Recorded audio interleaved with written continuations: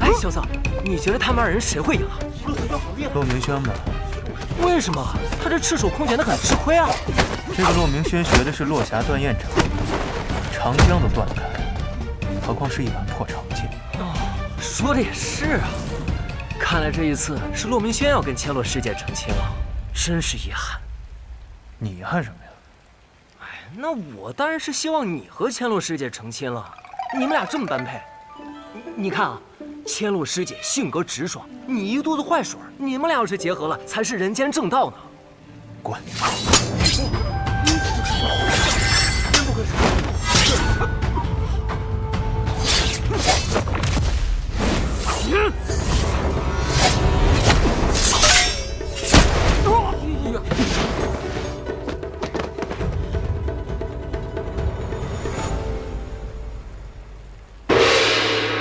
雪月城弟子骆明轩胜，承让了啊！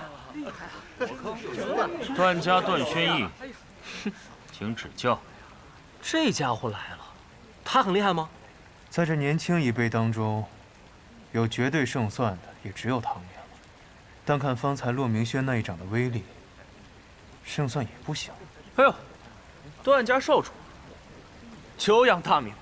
你能胜过我弟弟，也算有几分能耐。可我这一关，你过不去。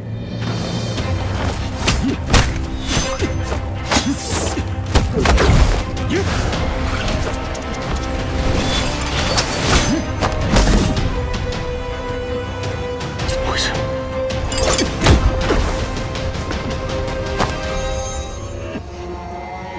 哎，这怎么回事啊？骆明轩中毒了。啊！看起来不对劲啊！师兄没事吧？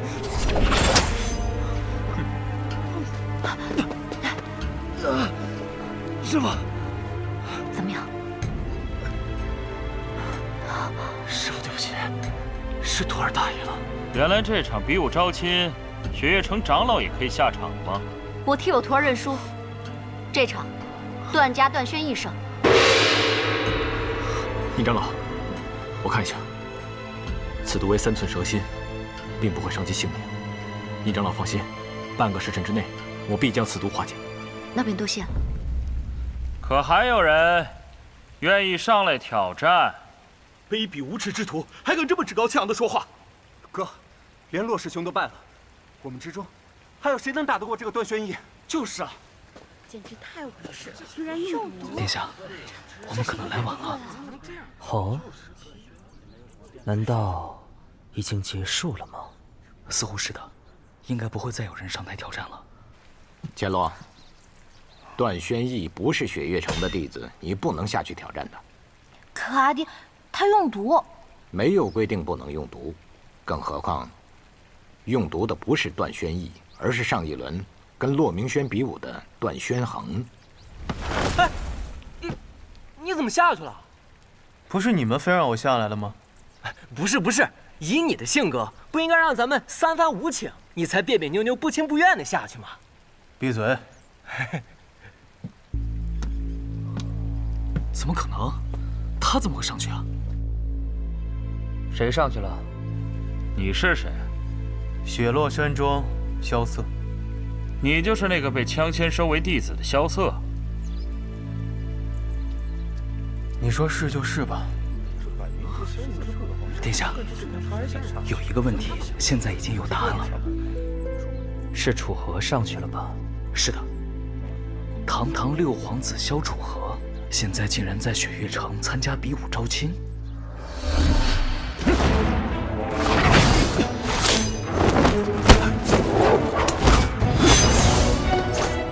我听着那个拿扇子的人，武功不是很强。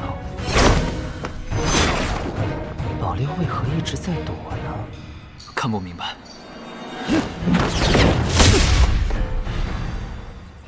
24桥扇，阁下轻功卓越，见识也广，只可惜光靠着躲是赢不了我的。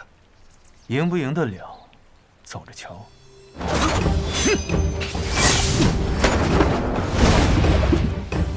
六皇子的踏云步比起当年更强了，但从他的身上我感受不到一丝魅力的波动啊！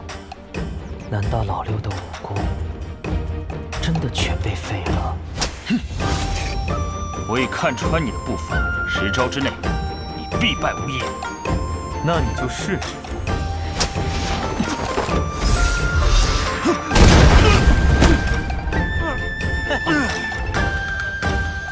雷门霹雳子，一颗让你们脑袋开花，2颗送你们回家。吹什么吹？回家！说谁呢你？说什么呢你？你作弊！你用雷门火器，你们还用毒呢！你闭嘴吧你！萧瑟，把那霹雳子都给我扔出去！好。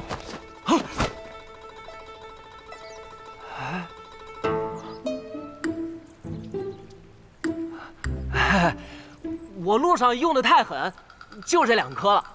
你去死吧！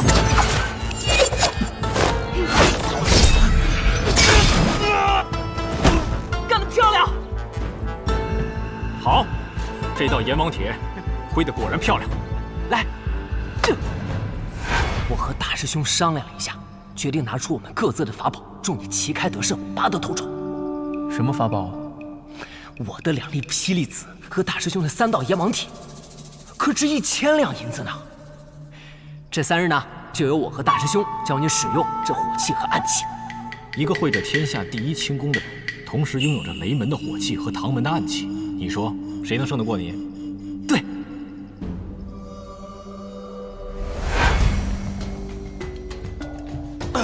24桥扇，正面只有23桥，极尽风雅；背面只有1桥，名曰断。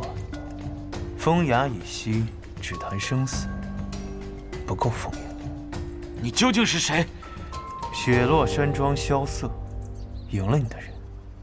雪月城萧瑟胜。他居然真的赢了！他不但赢了，而且赢得很漂亮。楚河总是能做到一些让人想不到的事，就算是身处绝境，也可以力挽狂澜。殿下，他不能赢。你是担心他和雪月城联姻吗？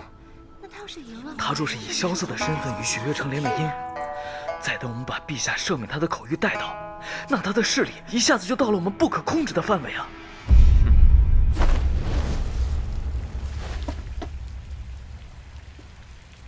萧瑟，你刚刚表现得很出色。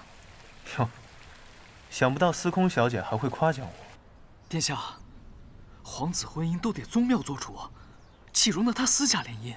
可他现在只是萧瑟，不是皇子。殿下，您只要先把口谕颁了，他就是萧楚河。我倒想知道，这场比武招亲的结果如何。师姐加油！师姐加油！师姐加油！萧瑟加油！师姐加油！虽然你赢了他们，但你还要胜过本小姐的枪。我认输了。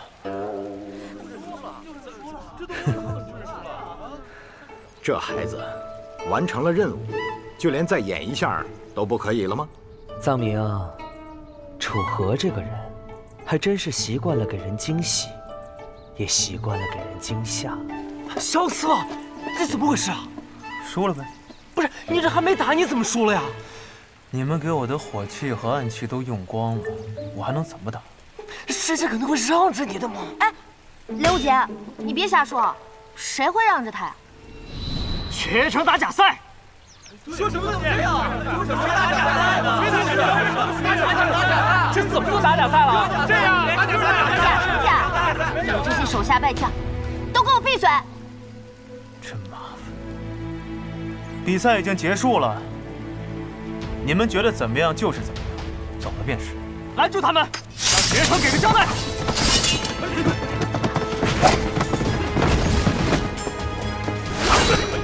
藏明，既然知道结果了，就替他们收个场吧。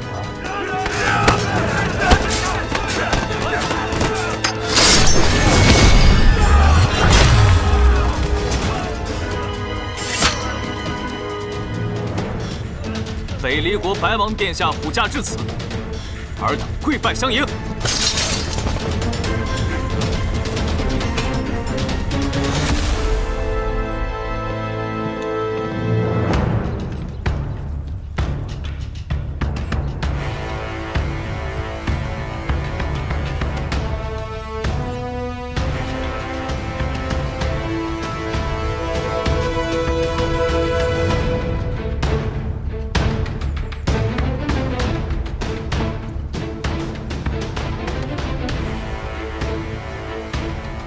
拜见白王殿下。要死了！许久不见了，朱雀石。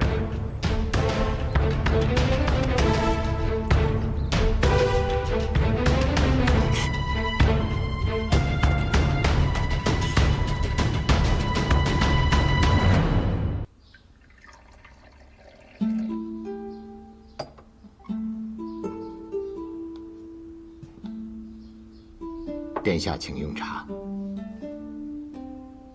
坐吧。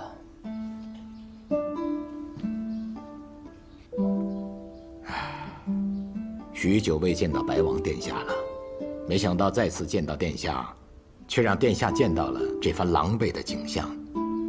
无妨，无论是多么狼狈，本王也都是看不见的。哦，长风失言了。本王只是跟朱雀石开个玩笑罢了。白王殿下所开的玩笑，向来都不是很好笑的。本王记得，儿时见到朱雀石，朱雀石总是劝我，不要活得那么累，开心一点，多笑一笑。这么多年，本王一直记在心里，可却再见到朱雀石，朱雀石依然觉得本王不好笑。哦，那倒不是，只是比起以前，好笑了些。也罢，本王跟其他皇子相比，因为这双眼睛，确实多了几分悲凉。今日之事，多谢白王殿下仗义出手。就算我不出手，朱雀石想要解决，也是易如反掌，只不过会慢一些。今日本王有急事，所以就越俎代庖了。哦，但不知白王殿下所说的急事是什么事呢？本王有一份口谕要传。放心，这份口谕不是给朱雀石的。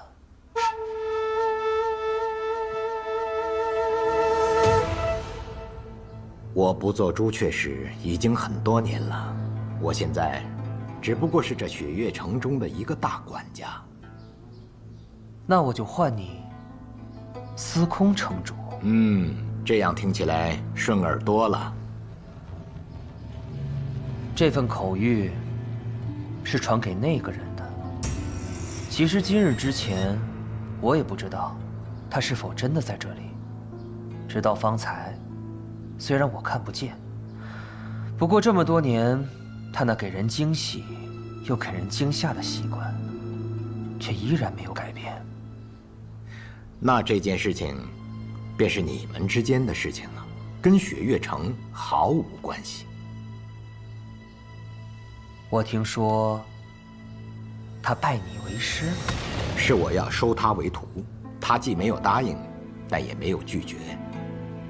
本王明白了，司空城主是想让雪月城与这件事情撇清关系。这世上，敢不接圣上口谕的人少之又少，而接了又不听的人，则是更少。但他恰巧是其中之一。那我雪月城想跟这件事情撇清关系，有什么错吗？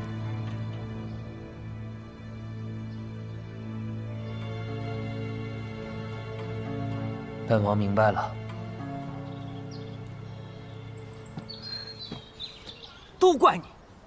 你说你为什么不多打一下？你那么着急的下去，你是怕师姐主动投降，你不得不娶她呀？雷武姐，你再胡说八道，我就撕了你的嘴！谁会想先投降？谁会想嫁给这个家伙？千洛，这一次萧瑟的确出了不少力，若没他的话，今日怕是很难收场。还有那个骆明轩师弟，等他伤好以后，你也去看看他。他若不是被人暗算，也能替你打赢那个段玄衡。萧瑟，多谢了。不客气。我司空千诺欠了别人的一定会还。要是萧瑟你哪天需要我拼命，我一定义不容辞，把这次的恩情给还了。不必了。萧瑟，平时不是挺热心肠的吗？你怎么整天摆着个臭脸啊？谁热心肠？你呀！哎，我跟你们说，我今天都没叫他上去，他自己下，冲就上去了。真的？千真万确。我那是因为那个姓段的小子太讨人厌了，我单纯看不惯他而已。那也行，总之吧，今天我雷无节认可你了。我要你认可。啊，好了，不说这些了。比武招亲这件事呢，总算是过去了。白王殿下也能当场证明这场比武的公正性，想来他们日后也不敢再说些什么。对啊，大师兄，那个王爷好威风啊，现场几百人一下就跪下了。但是，为什么城主是半跪呢？三师尊曾经是天启城4大守护之一的朱雀使，面圣都可以行半礼，一个王爷，自然也没有资格让他行全礼。哦，原来城主是朱雀使啊！哎，那乾隆师姐岂不是朱雀令的传人？阿爹跟我提过此事，我才不感兴趣呢。我又不认识那个人，凭什么做什么守护啊？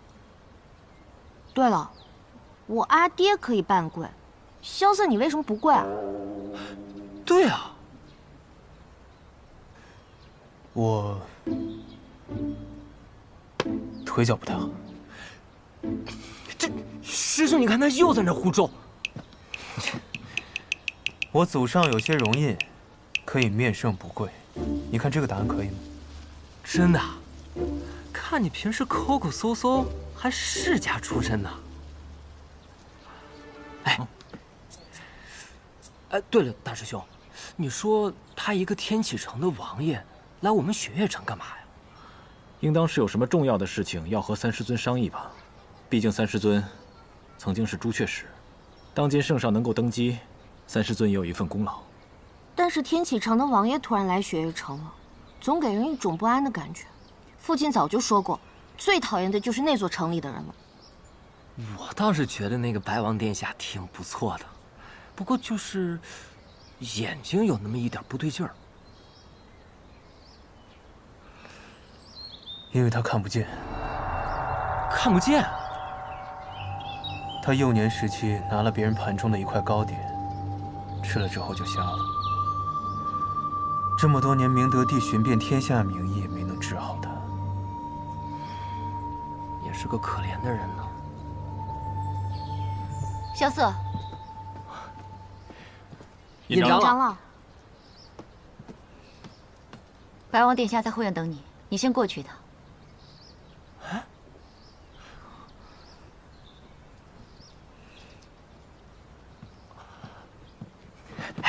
尹长老，那个白王殿下找萧瑟干嘛呀？他们应该在天启学宫就过学。原来是同窗啊！哎，同窗。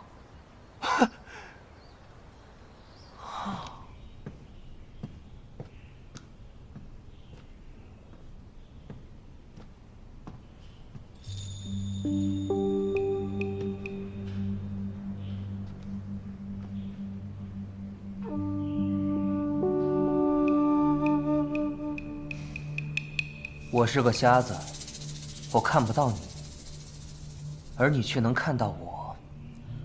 怎么？既然都见到了，也不唤我一声吗？参见白王殿下。你就是这么叫我的？我只是一介庶民，见了当今二皇子白王殿下，还能怎么叫？毕竟叫错是要杀头的。那你可知道，白日见我不跪，也是要杀头的。国的头就在这儿，殿下若是喜欢，拿去便是。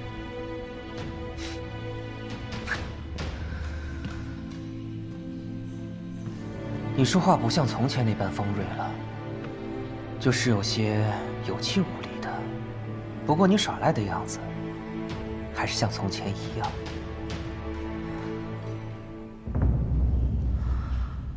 还是唤我一声二哥吧。好多年都没有听到了。我叫萧瑟，只是一间普通客栈的老板，没有资格唤白王殿下为二哥。那好，雪落山庄萧瑟。草民在。接旨。接旨。接旨。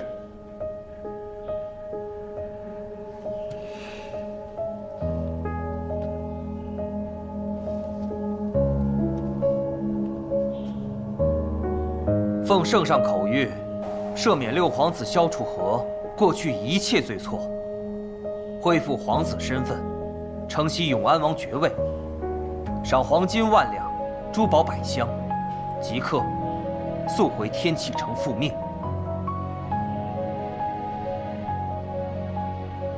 还不谢恩？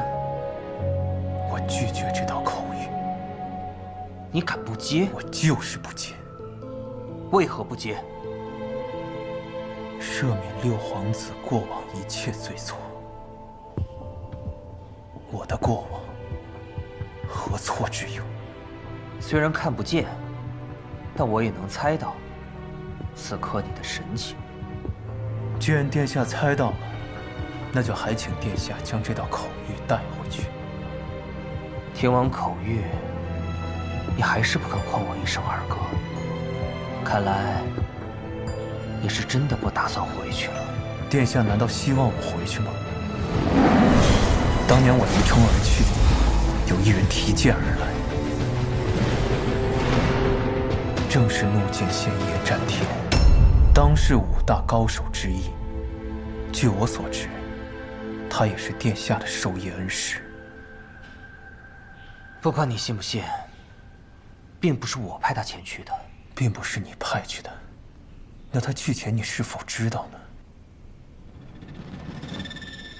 是否知道又假装不知道呢？所以你认为你的伤是战天师傅造成的？就算最后一剑不是他出的，倘若他不在，很多事情都不会被改变。罢了，很多事情还是回天启城再说吧。本王给你3日时间，你好好考虑考虑，是否要接下这道口谕，同我回家。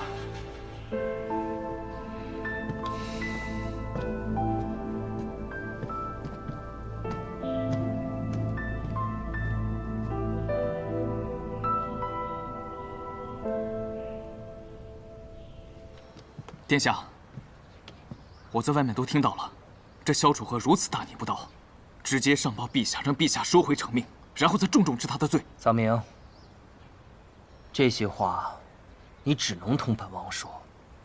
为何？记住，我与他并无恩怨。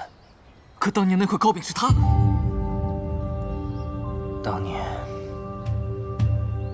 我们只是孩子。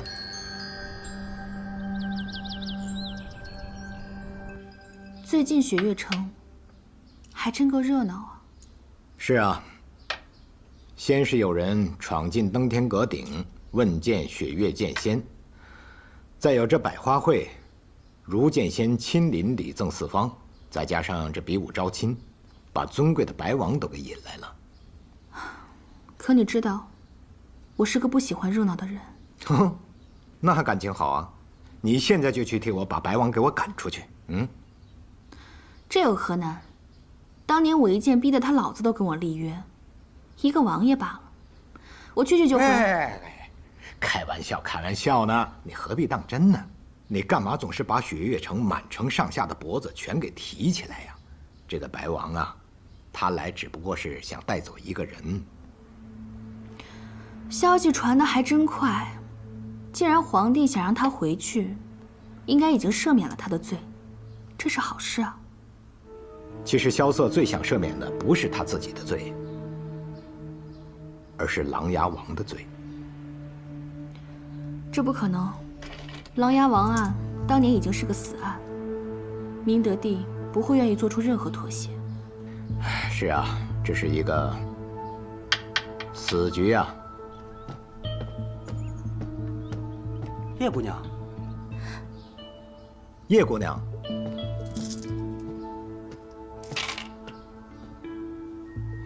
司空城主，二城主，叶姑娘，今天怎么这么有空到我这里来呀？我准备去药房取些药材，路过此地便来见见城主。哎，我那个丫头啊，要是有你这般懂事，那可就好了。怎么样，叶姑娘，身体恢复得如何呀？比来之时好了许多。看来我的医术还是差几分火候。啊，对了，我听说唐老太爷那边有一个法子，或许能够根治你的病。这样吧，你让唐莲抽空带你去一趟唐门。劳烦城主费心了。去吧。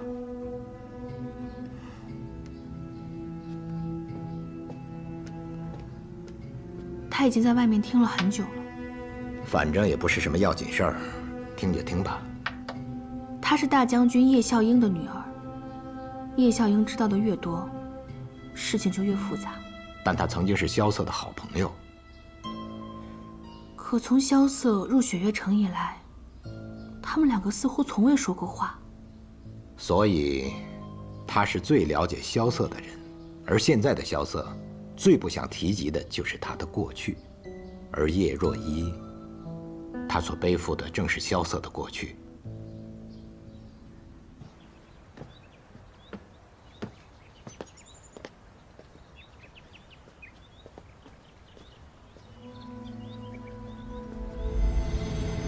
晨光幽谷乡，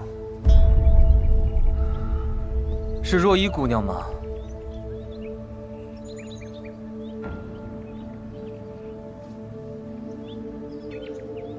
许久未见了，二皇子殿下。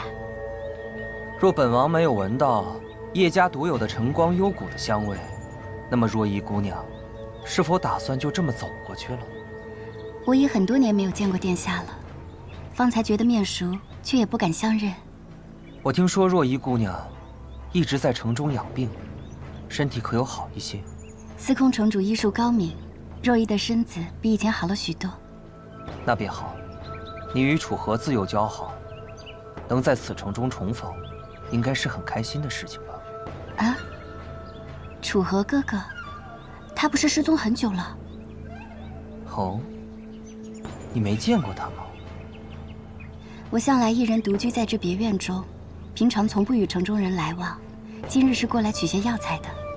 他来此城已经许久了，此行我便是来寻他的。那殿下来寻他，是要抓他回去吗？抓？我是要将他带回天启。父皇已经免去了他所有的罪错，他之后还是北离的六皇子，永安王萧楚河。啊，那便很好呀。但他拒绝了，我给他3日的时间。你与他自幼便交好，帮我劝劝他。以楚河哥哥的性子，决定了的事情，便很难改变了。但在我知道的人中，能劝动他的，你是为数不多的。那若依试试吧。多谢了。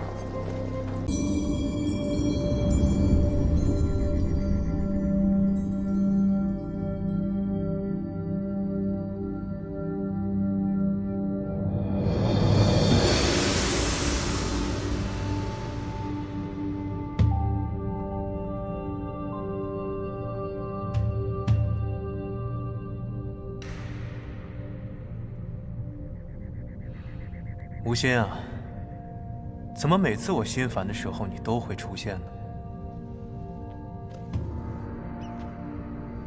说明萧老板心中还是信任我的。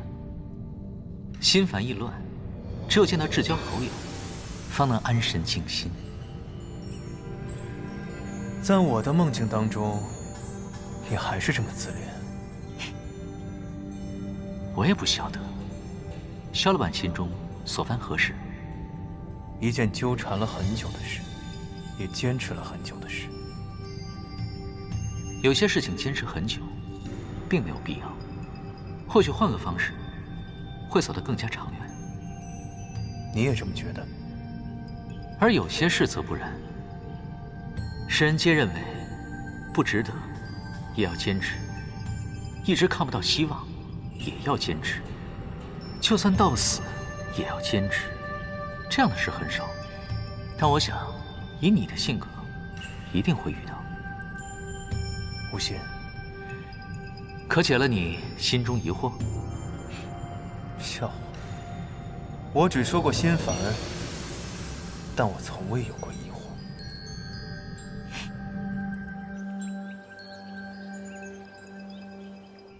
白王殿下来到雪月城有几日了？算上来的那一日，已是第4日了。可如白王听闻般的那般有趣啊？比本王想象的要平凡一些。雪月城其实就是一座很平凡的城，只是江湖上有很多人赋予它太多额外的意义。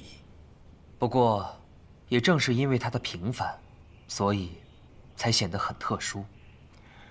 这雪月城乃是100年前几位绝世高人建立起来的避世之所，只不过现在被太多人所注意，这背离了那些前辈们的初衷啊。身处凡尘，谁能真正的避世呢？当年城主还是朱雀使的时候，可是一枪扫荡了半个天启。唉，那都是从前的事情了。可是从那以后，城主似乎已经有20年没有回过天启了。白王，您是想问我，是否会像当年支持你父皇那样，支持萧瑟？不敢妄言。其实我从来都没有支持过你父皇，我所支持的，始终都是琅琊王。怎么，这话听起来是不是有些大逆不道啊？是。但我就是说了，你向你父皇告状去吧，他也不敢说什么，因为这就是事实。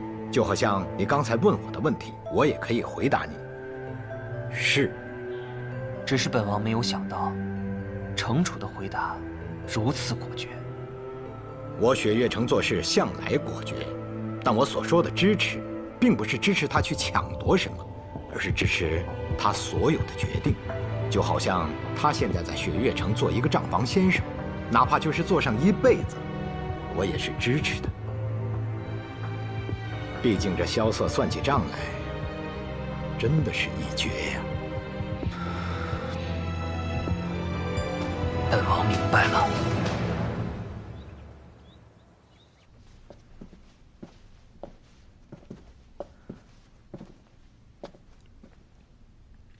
楚河，3日期限已到。那你明日岂不是就要回去了？得到你的答案，我便会离开。恢复皇子身份，承袭永安王爵位，这个条件确实很难让人拒绝。你我都了解父皇的脾气，他肯下这道口谕，已经做了很大的让步。其实只要我跟你回去，我便从此不用再流浪江湖，我就可以回到天启城，回到我那处真正的雪落山中。我可以每天都去碉楼小筑饮酒，去千金台豪赌，去碧波湖观景。就连我这一身内伤，也有最好的医师帮我调理，最好的药材供我滋养。自然，甚至就连我最想查清的那件事，也有更多希望去调查。你只要告诉我你的答案，回到天启城之后，做什么，由你自己来决定。好，那我就告诉你我的答案。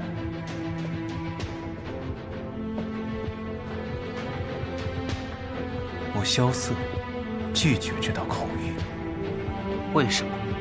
你刚才已经说了那么多值得回去的理由，却仍旧拒绝了。因为我一旦跟你回去，便等同于认同了我过往所做皆是罪错。既然我过往所做都是罪错，那便相当于这世上唯一能为琅琊王叔平反之人也认错了。你知道这意味着什么？琅琊王谋逆一案，御史台早已结案，琅琊王也已伏诛。这意味着琅琊王叔一生清白，留在这世上最后的一丝希望也将荡然无存。他将背上叛国谋权的大罪，被钉在我北离朝的耻辱柱上，生生世世遭人唾骂。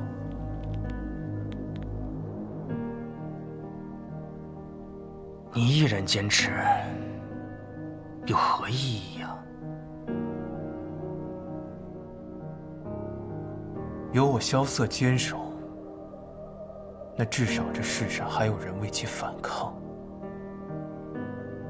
这样，琅琊王叔当年不惧生死，拼杀于战场，救黎明苍生于水火的壮举，就还有意义。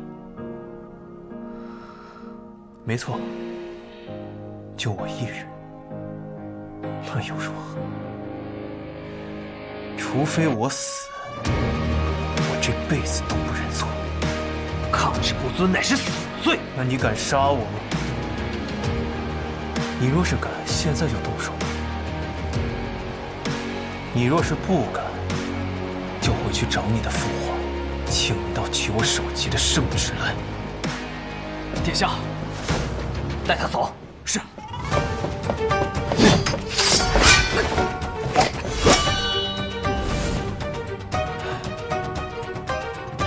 你又何必要演这出戏呢？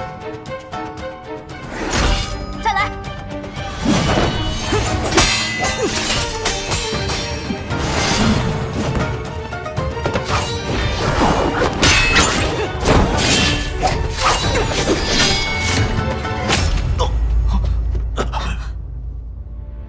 萧瑟，走。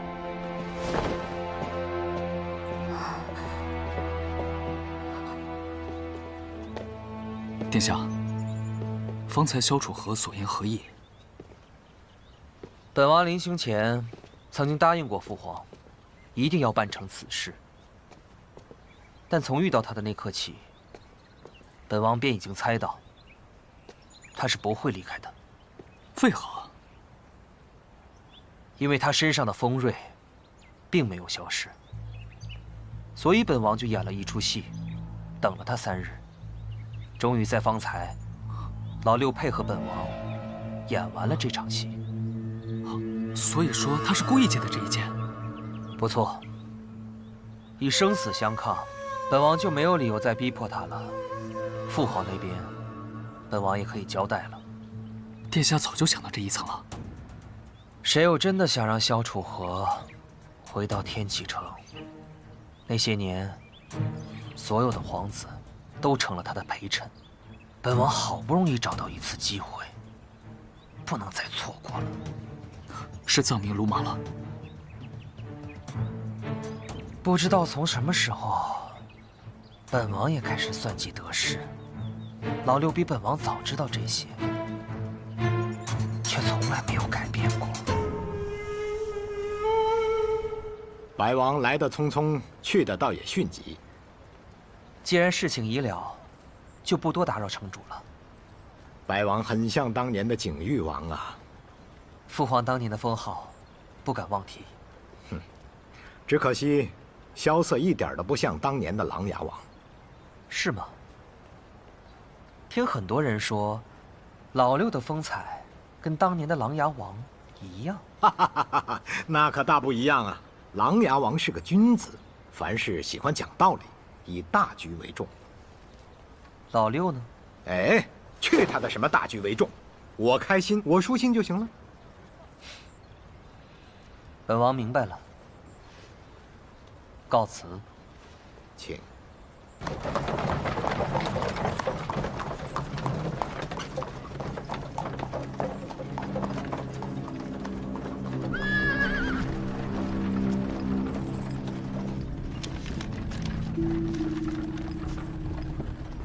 殿下，少汉那边的消息已经到了。一切顺利吗？少汉说一切按计划执行。好，那么此行我们就先去一趟无双城。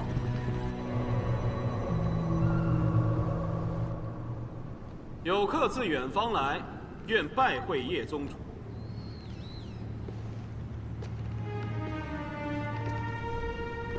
多远之方，客为何来？千里之外，天启皇城，为见宗主而来。只是见我，那你已经见到了，可以走了。不，没有见到。哦。佛曰：有心无相，相由心生；有相无心，相由心灭。我只见宗主相，未见宗主之心，不算相见。你想见我的心？你可知我原来的名字？无心。进来吧。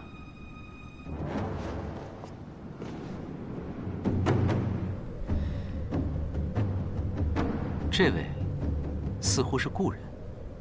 越姬笑送帖，明侯怒杀人。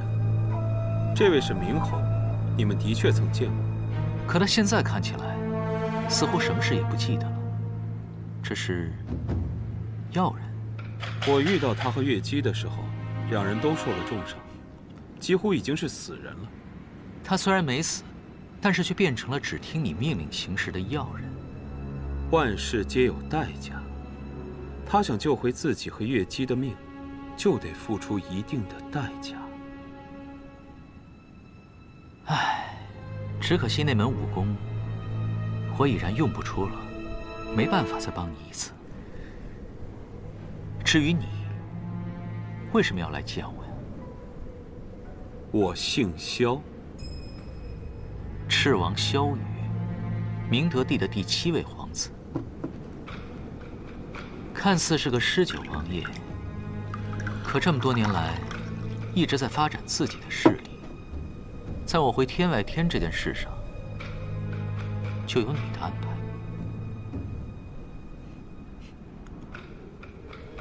之所以会这么做，是因为天外天内乱不断，所以你想把我送回这里，以我为傀儡，在背后操控。最后，天外天，甚至于整个域外，都会成为你的势力。对，你说的没错，但我没有想到，你的能力远远超出我的想象，短短几个月，就已经掌控了天外天，所以我才不远千里而来，希望与你结盟。可我为什么要与你结盟？我姓萧，但我的母亲姓易。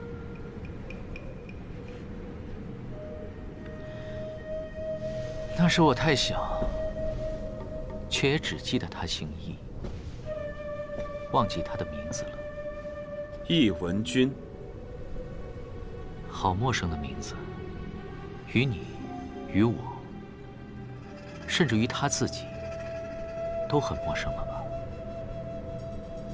他被人记住的名字是宣妃娘娘。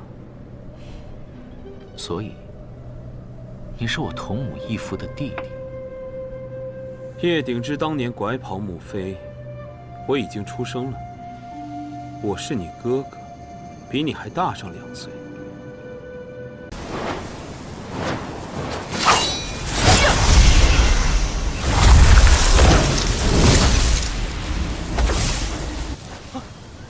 赵玉真有真气护体，就算你出100招也伤不到的。你果然是他的徒弟。是他让你来找我的吗？他怎么样？我就是想替我姐姐出口气。你是他弟弟。你这么多问题，为什么不自己去问他呢？他说，他第3次上山的时候，要我随他下山，可是我等了他很多年，他却一直都没有来。他来过了。他来过了？不可能，这望城山的一草一木我都了如指掌，更何况是他来了。那一年你闭关练功，后雷云鹤前来挑战。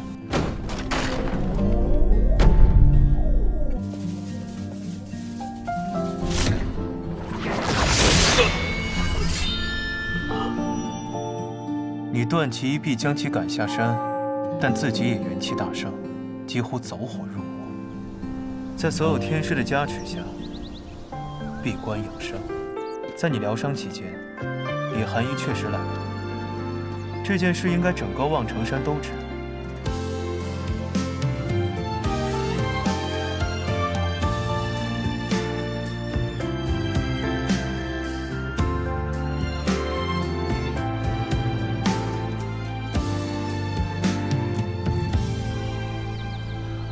这，我确实不知。师傅，当年我还没拜入师门呢。我当时还没出生呢，师叔祖。玉珍，殷师伯，殷师伯，这究竟怎么回事？你还记得你师父最后闭关的那一天吗？玉珍呐，你这一生不能下山，因为为师算出你的天劫。师傅的话，徒儿不曾怀疑。与天斗，无人胜出，但为师想试一试，看能不能骗过天。什么方法？你入神游玄境。入神游？一旦入了神游，所谓的天道再也不能束缚你。为助你修成天道，望城山上下严防死守，不许任何人入山。可偏巧那一天，雷轰要到山上找你试剑，山上的弟子拦不住他，眼看他要入山，这时候李寒衣来了。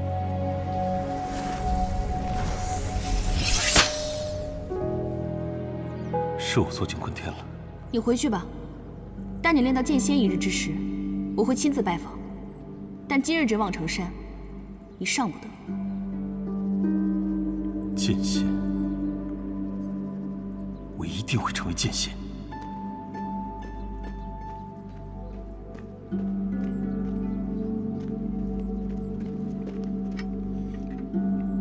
他的身体好些了吗？在几位天师的帮助下，已经恢复清醒了。但是，若想要恢复寻常，还需要很长的一段时间。那好，那烦请吕掌教跟他说一声，我来过了。接下来的事情你应该都知道了，最终天道没能修成，你和掌教都负了伤。没过多久，掌教故去，此事就再无人提起。为什么不能提起？我姐那么傲气的人，来了3次都没能把人带走，她可能以后再也不会来了。赵真人，我们此行要去雷门赴宴，雪月剑仙会跟我们一起去，你去不去？还有我师父，我师父就是雷轰，他也在雷门。小子，我若不下山，会怎么样？我姐会跟我师父见面，我师父可能再也不会让他离开了。若我下山呢？一切尽在你的掌握。您说的对。那你到底是下不下山啊？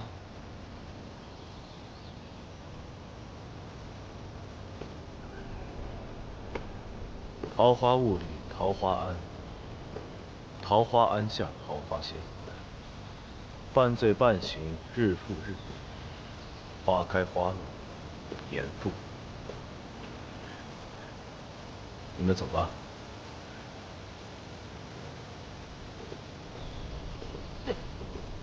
那就走呗。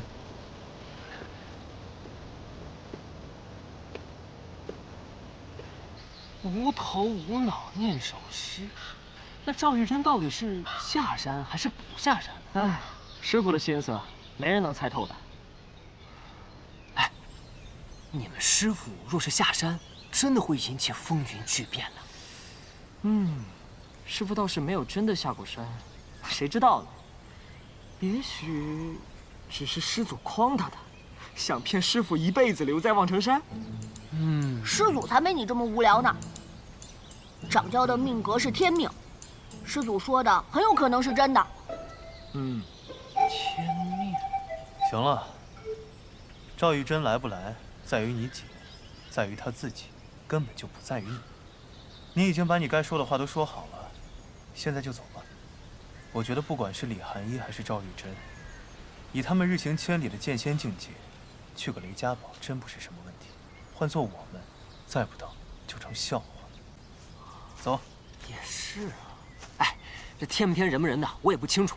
我只信一点，事在人为。告辞。告辞。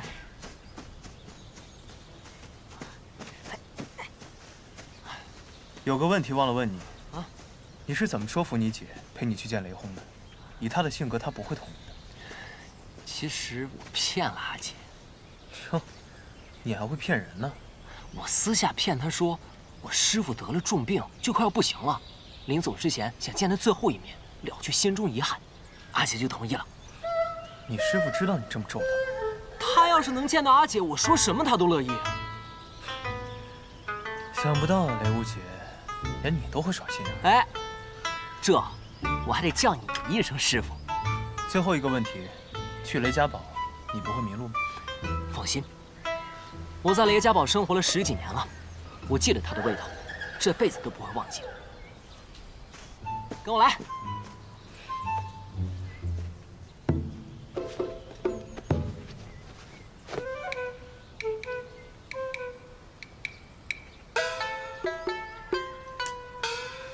你已经走错了，滚回来！啊，自己看，带什么路？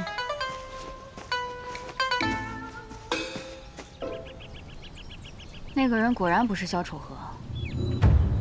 萧楚河整整消失了4年，如果他再度出现，一定会变得与过去不同。你见过他？曾经在天启城远远见过他一次，那一次得到了杀死他的命令。不过有人抢先动了手。这么多年，我一直以为他死了。这件事情大家长知道吗？大家长知不知道并不重要，萧楚河是真是假也并不重要。暗河只需一个契机，踏入那座天启城。是啊，我们在黑暗当中待的实在是太久了。你现在要去杀那2个年轻人吗？以你的实力，有些大动干戈了。我会连夜南下去拦住一个人，这个人似乎也要赶往北纬，他会是这次行动的一个变数。什么样的人能让你这般如临大敌？雪月剑仙李寒衣。你们什么人？为什么要拦住我们的去路？雷无姐，这次遇到的人跟以前的不一样，你要清楚一件事，他们是真的来杀人的。那他们到底是谁？暗河。暗河？就是那个占据了杀手榜前8席次的杀手组织吗？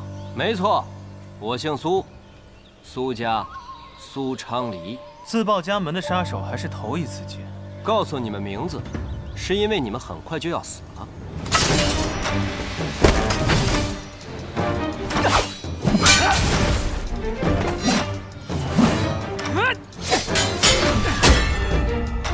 苏昌黎，此人甚是巨剑，功法霸道，看起来3人中有他为首。萧瑟，说来也是有趣的，咱们上一次闯荡江湖遇到的第一个对手也是杀手，不过这一次没有大师兄在，就只能靠我们自己了。说错了，是靠你。哎，萧瑟！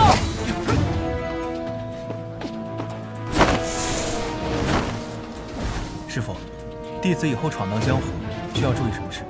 只要记住8个字：天下武功，唯快不破。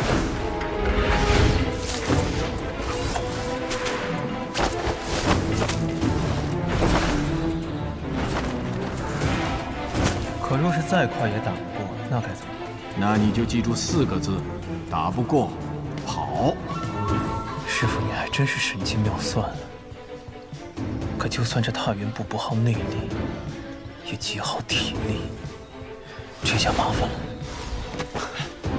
原本计划着引开这几个人，给雷无忌机会击败对手再回合。可看目前这情形，我已经快跑不动了，而雷无忌那边也还被困着。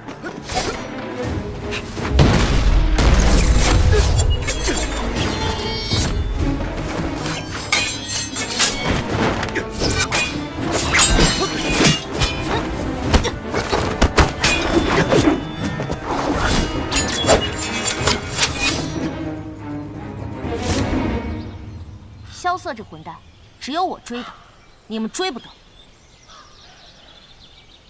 小心那2个。你打不过这2个小贼也就算了，以为我也这般不济吗？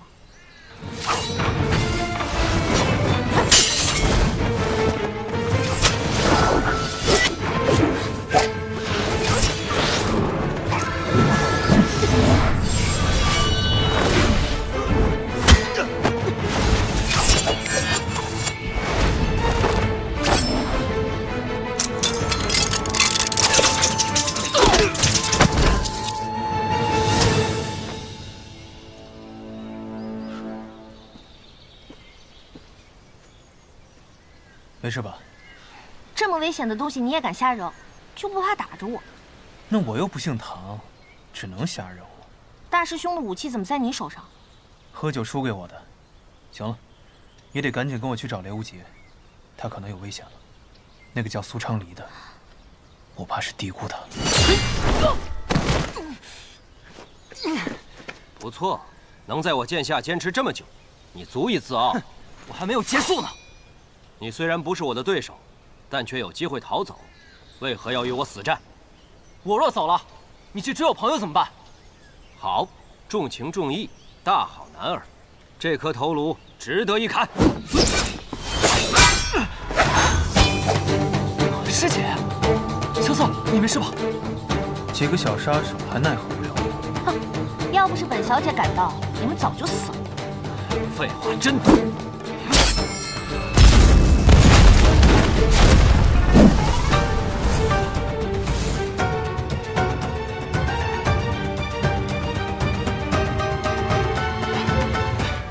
歇会儿，歇会儿，歇会儿。咱们刚才是不是就快死在那儿了？没错。你们不是有20尊守着吗？那得问这个傻子，干嘛非要绕这么大一个圈子去什么望城山？师姐，你是怎么找到我们的呀？总不能说他们出城之后我一直跟着呀。看我找到20尊，不告上一状，他就揍你们一顿。走吧。师姐。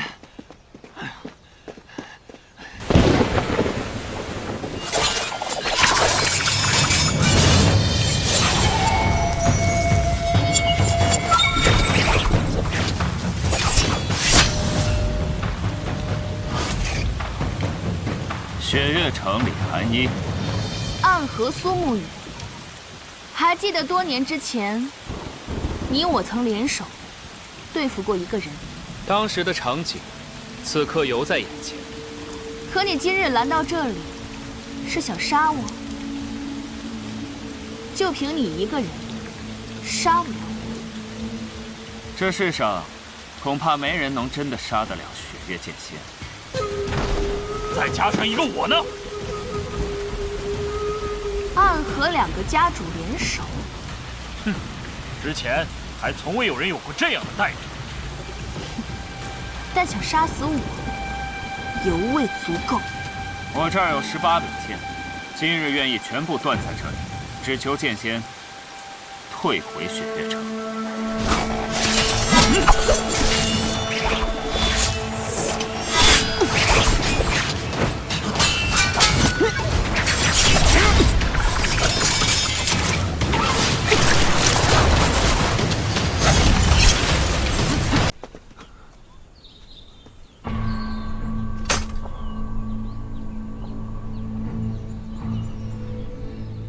先一步把他们劫走了。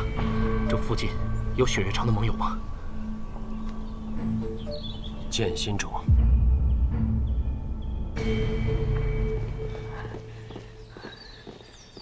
行了，到这儿就可以放心了。剑心种外设有奇门阵法，寻常人根本进不来。多谢两位兄弟了，敢问两位兄弟尊姓大名？何去？何从？好特别的名字啊！没时间寒暄了。放心吧，世风华神医正在剑心种中采药，我这就送他过去。哎，这位雷兄弟啊，不如和我去一趟剑阁吧，老爷子应当想见你的。老爷子是谁啊？笨啊！老爷子当然是剑心种的种主了。种主？嗯。哇，这好多剑啊！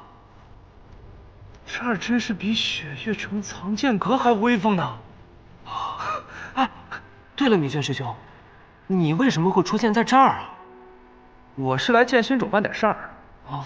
结果刚到这儿就发现，天空炸响的那只千城令，能有资格用千城令的人可不多，我就赶紧赶了过来。结果发现是你。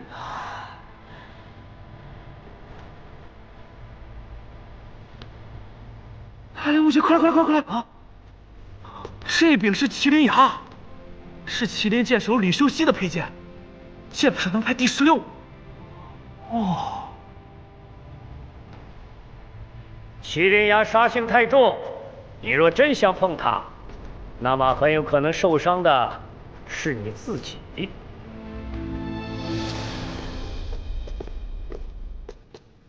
老爷子，要求见的落霞仙子的弟子是谁呀？在下骆明轩，正是落霞仙子的弟子。哦，你师父近来可好啊？还行。是不是还和当年一样的貌美啊？啊？那个，你要的剑，老朽已经给你铸好了。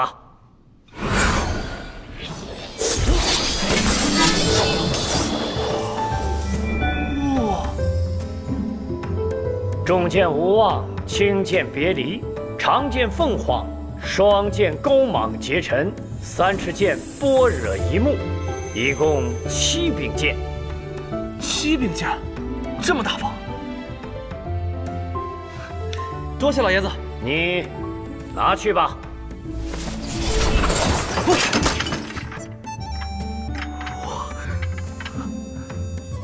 至于你嘛，好像看着很眼熟啊。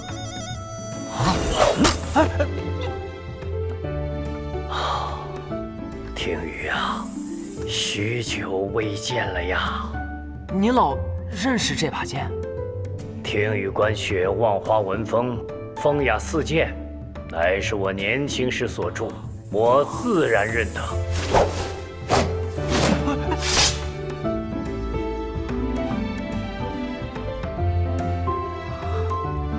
风雅四剑是您所著？那莫非您是李素王？哎，等，您不是已经死了吗？你才死了呢！我不过是20-30年没在江湖上露面罢了，谁说我死了？那这个江湖上面说，剑心主的种主现在是李素王的弟弟李素臣。哎，这个江湖传言也不可信啊。外公，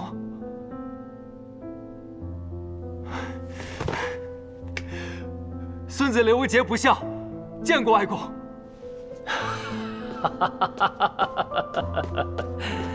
快起来，快起来！剑术有成，便不算不孝。你既然得了这把天羽剑，想来是见过你姐了。好。哎，你姐啊，才是真的不孝啊！她明知道我一个老头子在这剑心种里面孤苦伶仃的，也不来陪陪我。你说，我有没有非得逼着她让他当这个剑心种的种主，他那么怕我干什么？这听雨剑就算是对他的惩罚，我没收了。啊！莫急莫急，今天晚上啊，你来剑阁，我再送你一把更厉害的剑。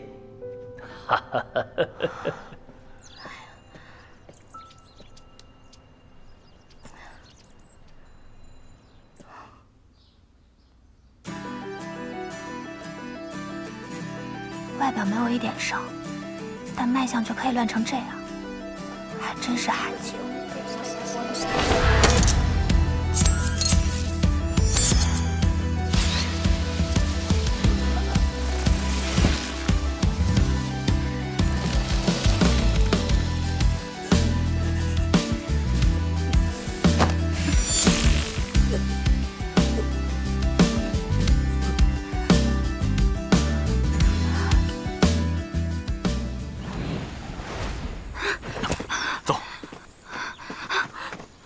叶姑娘，你没事吧？没事，我就是有点累了。脉象怎么会如此之乱？他们要来了，我们快走。我们已经到了。师叔，随我回去。你要忤逆师门吗？可我偏偏有2个师门，但你姓唐，为何非要如此？难道唐门真的要做叛蒙背义之师吗？这不是你该想的事情。身为唐门子弟，你只需要懂得遵从。可百里师傅告诉我，凡做事之前，先问本心。够了，唐莲，你姓唐，唐门的唐。当初是你们送他去雪月城，如今却要斩断他与雪月城的关系。百年世家，先求唐门，就是这么对待门内弟子的吗？唐莲，我再给你最后一次机会。你可是唐门这一辈最优秀的弟子，我希望你不要做出错误的选择。唐莲，叶姑娘，你赶紧走，找到最近的冰崖，走。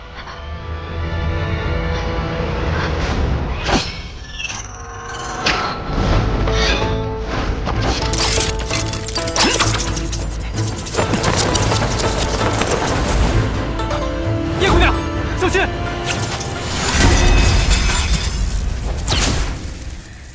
好久不用这类武功，都会忘记叫什么名字了。自在心中生功。对，就是这个名字。叶安石，在天外天我叫叶安石，如今在回中原，还是叫我吴心吧。多谢大舅。我当是谁呀？上回放你回到天外天，这次你竟然还敢跑回中原？放我回，就凭你？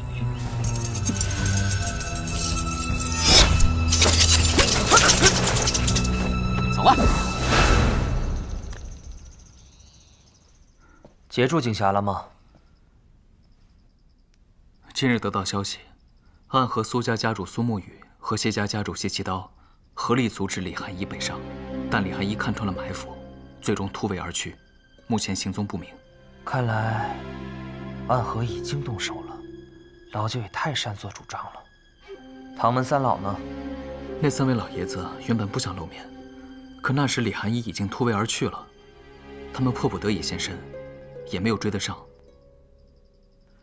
至于唐门为何会和暗河联手，我猜是九皇子在动身之前就已知晓了唐门，他们知道殿下与九皇子的关系，便以为这是殿下下的命令。老九为何会如此确认暗河会和他协作？因为九皇子他冒充了一个人。谁？萧楚河。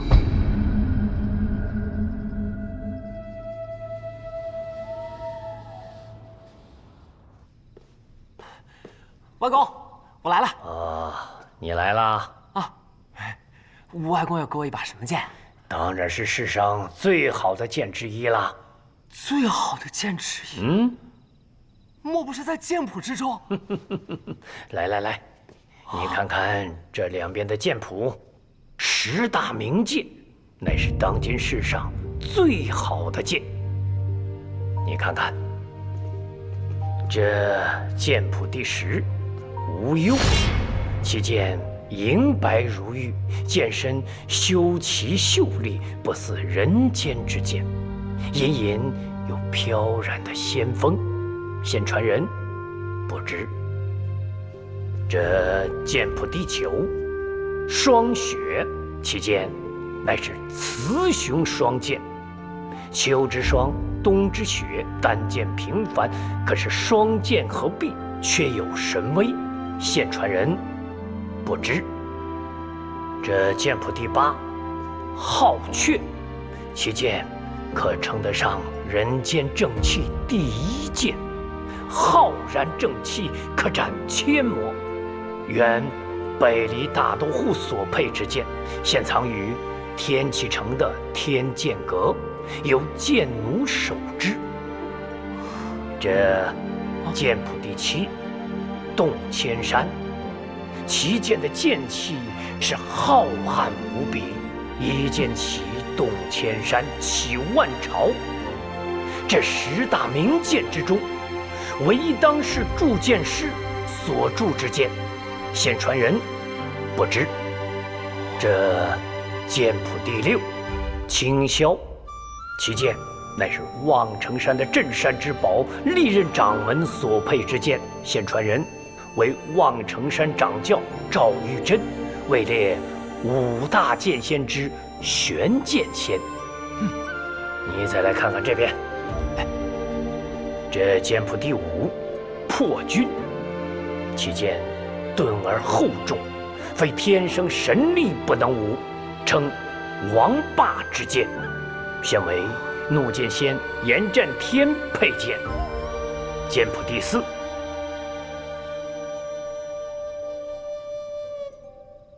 这世上的剑，有的是4个字，有的是3个，最多的是2个字。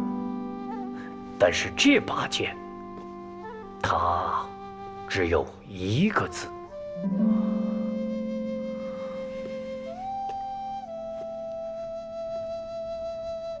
心。对，这剑谱第4，心，唯一一把以单字命名的剑。这剑可通灵啊，它与剑主心意相通，剑意纯粹，可断凡剑剑意。其剑为剑心中历任传人所佩之剑，现传给雷无节。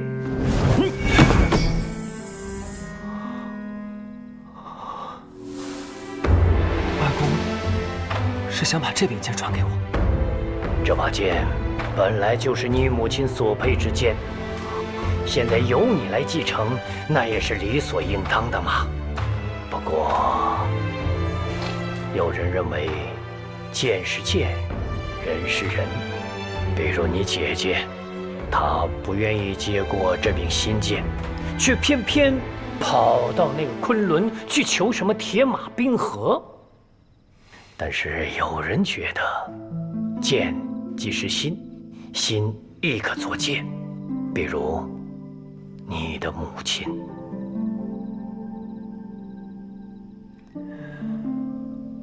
外公能给我讲讲我母亲的事吗？你母亲是一个非常好的人呐，她善良聪明，性格温柔，又是天下难得一遇的奇才呀。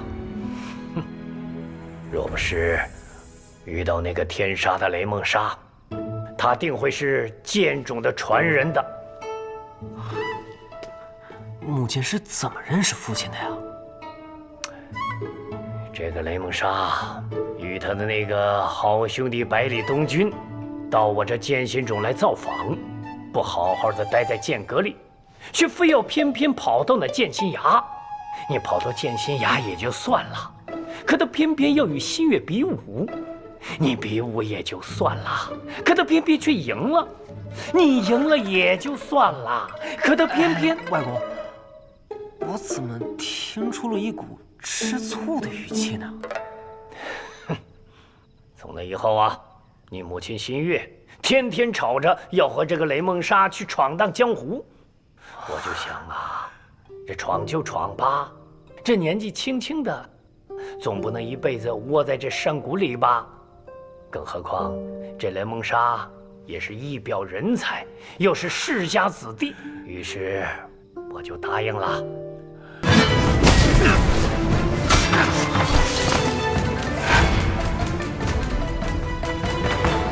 你看到他拔剑了吗？他没有拔剑，只用剑鞘就将明后逼了回来。唉，为什么我一回江湖，遇到的都是这种绝世高手？哎，不容易啊，不容易。那个女人，我才压制住她的伤势。若是再经历一场大战，只怕神仙也难救。你先带她走，我来拖住这个人，你能行吗？士别3日，当刮目相看。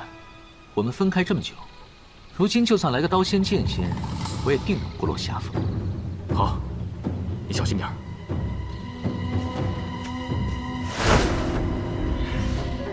前辈，你的对手是我。神足通，天眼通。没错了，都是些厉害的武功。还有这个，叶鼎之的大家业长。我知道你是谁了。我也大概猜到了你几分，但是要看过了你的剑，才能确认。那要看你有没有这个资格。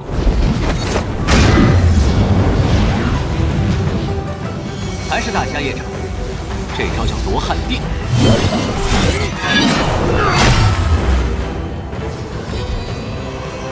罗汉定身，就算是佛陀也定不住我的身。你不是想看我的剑吗？今天我就让你好好看看。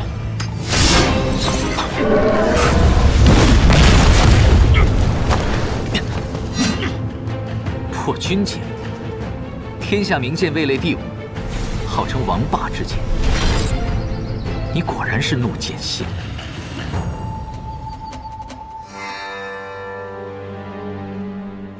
老太爷，怎么一个人回来了？唐莲呢？天外天宗主叶安世救走了唐莲。哼，什么天外天的宗主，不过是一个10几岁的孩子罢了。同是一辈的弟子，你不如莲月太多。是。唐莲走了就走了吧，只是这个女孩子是个麻烦。大将军叶孝英惹上这样的人，以后唐门的路可不好走了，只能寄希望于我的一位老朋友了。老朋友？此刻他正巧在来唐门的路上，原本应该早就到了。陆剑仙前辈，恕晚辈无礼，还是想再问一句：你我素不相识，为何一定要生死相逼呢？因为你是叶鼎之的儿子。我这一辈子最后悔的一件事情，就是没有跟你老子交手。所以你就来欺负他的儿子，这恐怕有失长辈所为吧？所以就想杀了你，解一解心中的气。前辈想杀我，恐怕没那么容易。怎么不容易？明红，快跑！这家伙我们搞不定。快走！无法无相功，这就是当年叶鼎之所用的功夫。好，还不够好。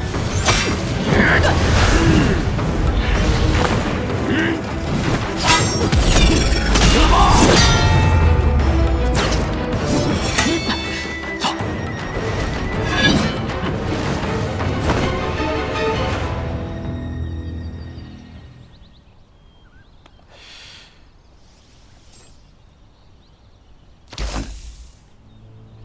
老太爷好身手。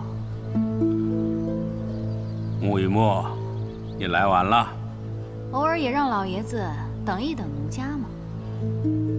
唉，别用那种眼神看着我，我一个行将就木之人，可不会中了你的媚术。这可说笑了。老爷子可是不管年少年长，都是个绝情的人。和你一样绝情的那个弟子呢？今天怎么没来？他在连月阁。事成之前，他不会踏出那座阁。说正事儿吧，你还有个客人没到。怕是不会来了。我了解他，要么他来了，要么他不来。怒剑先言战天，可从来不会迟来。这件事没有他不好办，但也不是办不成。还以为能见到大名鼎鼎的怒剑仙呢，结果聊来聊去，还是和老爷子你聊了家常，真是无趣。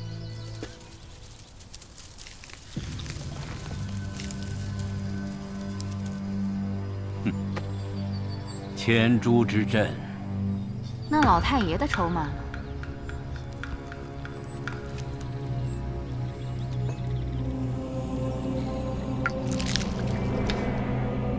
绝妙！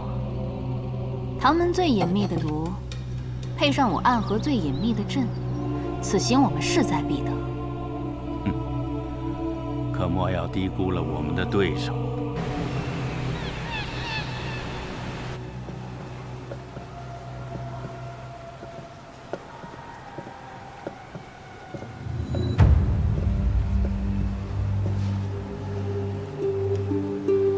贵客何人？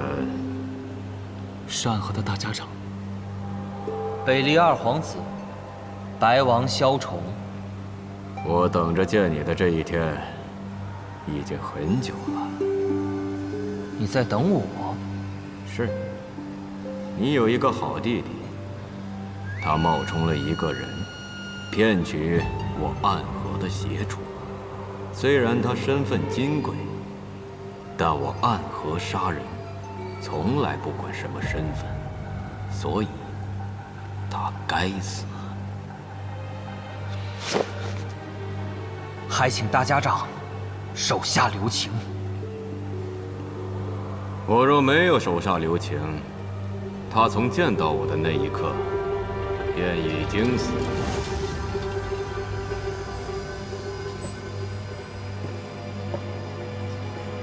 九皇子想请我暗河和唐门联手，覆灭雷门。而雷门是雪月城的重要盟友，灭了雷门，就等于毁掉了雪月城的半只臂膀。这桩买卖对我暗河来说不亏，但是覆灭雷门只是前驱。你找到我，这件事情才刚刚开始。刚刚开始？对，我说我在等你，是因为这天启城的皇子中，我一开始选择的就是你。我助你登上庙堂之高，而你则要让我暗河的水潮淹没整个江湖。二哥，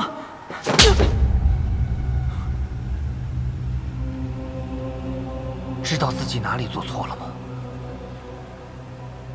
好像卷侠知错了。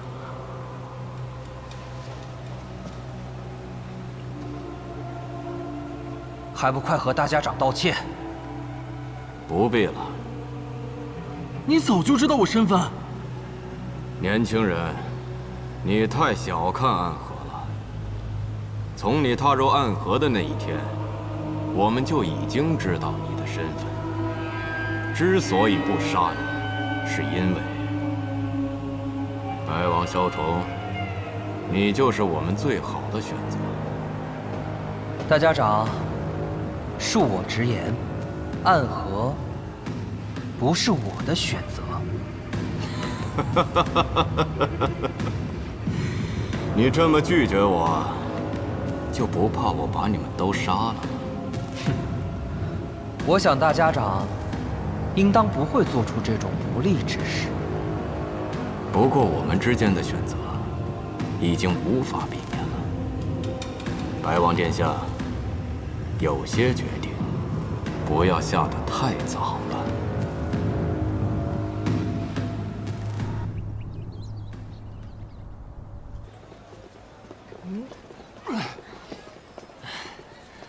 天天都吃着馒头，人都给我吃瘦了。有馒头吃就不错了。谁让你从剑冢走，也不知道跟你外公要些银两。剑心冢卖的剑，每一把都价值1000金。你外公也算的是江湖前3甲的富豪，怎么就有你这么一个穷酸外孙？你怎么不早说？你怎么不早说呀？哎，前面发生什么事了？我去看看。老朽也无能为力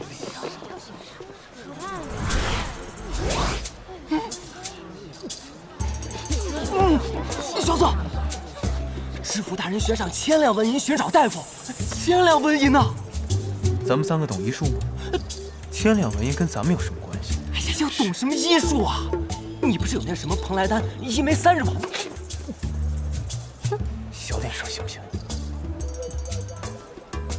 你知道那一颗蓬莱丹值多少银子？你知道那颗3日丸如果传出去，会有多少人要来抢？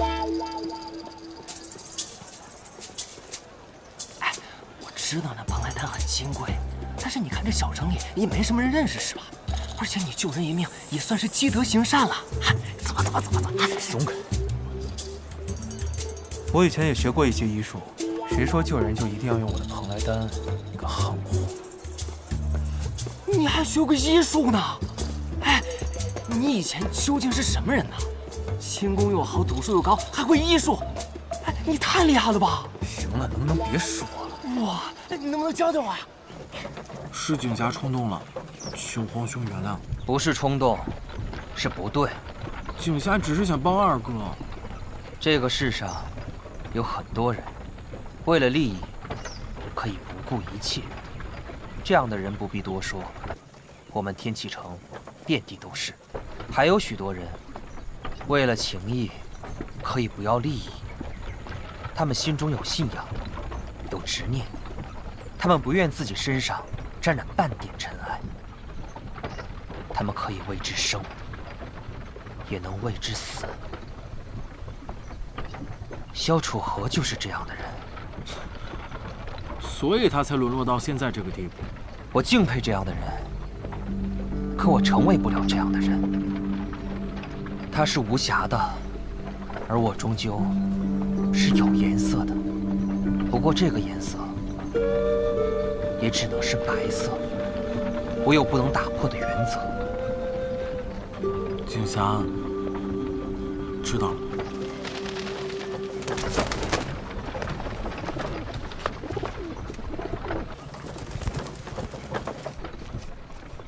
少汉那边的书信到了，大概是陛下一直问我们为何还未归朝。宫中其他皇子有什么异动？其他都正常，除了赤王萧雨，他一直称病不出，已经有1个多月了。哼，那个施九王爷，景侠，不能小看赤王。虽然现在就你们2人被封王了，可是皇兄你是凭借自身的才识啊，那萧雨凭什么？还不是凭借自己的母妃，深受父皇的宠爱。很多事情不能从表面上来看。赤王萧雨可是个很可怕的敌人。你刚才还有一件事情说错了，被封王的不止我们2位。你是说永安王萧楚河？暗河已经说了。他们对于他的追杀是不会停止的。要我说，你不如顺水推舟。放肆！刚才我跟你说的，你都忘记了吗？可有联系到大师傅？属下已经让人尽力去寻了，可是怒剑仙前辈的行踪太难追踪，只知道他在快到唐门之前离开了。希望能够及时联系到大师傅。能阻止这一切的，只有他了。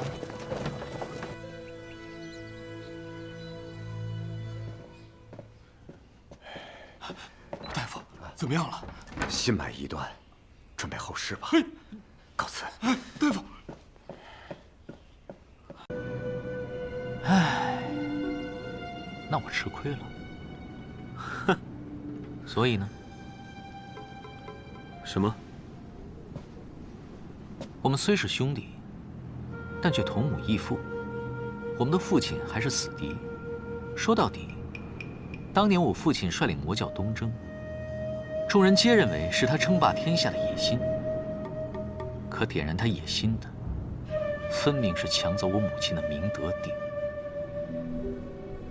你的父皇害死了我阿爹，抢走了我的母亲，我不提刀砍了你就不错了，还好意思让我帮你夺帝位？如今父皇年迈，隐已有立储之意。我们家族本来在天启依托影宗，可琅琊王还在世的时候就废掉了影宗。现在我们家族在天启城毫无势力，母妃又因为那一件往事而受尽白眼。江湖之上，无双城和雪月城的势力也被其他皇子所占据着。别把自己说的这么弱。母亲当年有一个师兄，爱他爱得要死，叫洛清扬。后来他成为了5大剑仙当中最厉害的那一位。木良城城主孤剑仙，现在是你的义父。他确实是我们的义父。怎么又成我们了？你这个哥哥，话里话外都狡猾得很呢。我就想让母妃过得好一点。这么多年来，叶鼎之那件事情之后，所有人都仇视母妃，也看不起我。但我偏要站到最高处，让这些人后悔。用亲情感动我，这并不是一个好的选择。毕竟我和他之间的亲情，并没有什么美好的回忆。但是，争夺天下什么的，似乎也挺有趣的。我不能当皇帝，但能帮一个人当上皇帝，听上去也不错。真的？真的。如果我不去的话，你会死吧？我的亲人不多了，我希望你们2个人能好好的活着。好，我现在就有一件急事，需要你帮我。我才刚答应帮你，你就给我安排任务，是不是也太心急了？的确很急，因为白王萧崇已经动手了，他们正在追踪一个人，那个人很重要，绝对不能让萧崇得手。我需要你帮我抢到他，或者杀了他。那个人，莫非也姓萧？是。萧瑟。我不管他现在叫什么，反正没错，就是你心里想的那个人。你们之间情谊很深。是。他是我的朋友。我的朋友很少，他算一个。但是你放心，你的请求我会答应。只是有一点。什么？我会保证，白王萧崇得不到他，但你也得不到。萧瑟不能死，这是我的底线。好啊，我答应你。还有，这一路上，我需要有一个人相陪。你随我走吧。你要带他走？我们好歹也算是有一面之缘，看他变成如今这样，着实可惜。不妨，你把他交给我。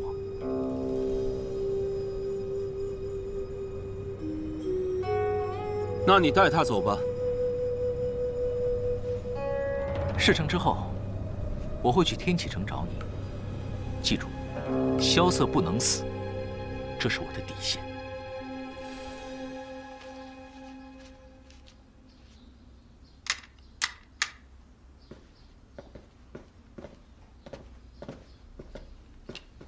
他走了。一刻都没有停留，或许是有别的事情赶着去做了。走了就好。你派司空姑娘来，是料到他有这么一出。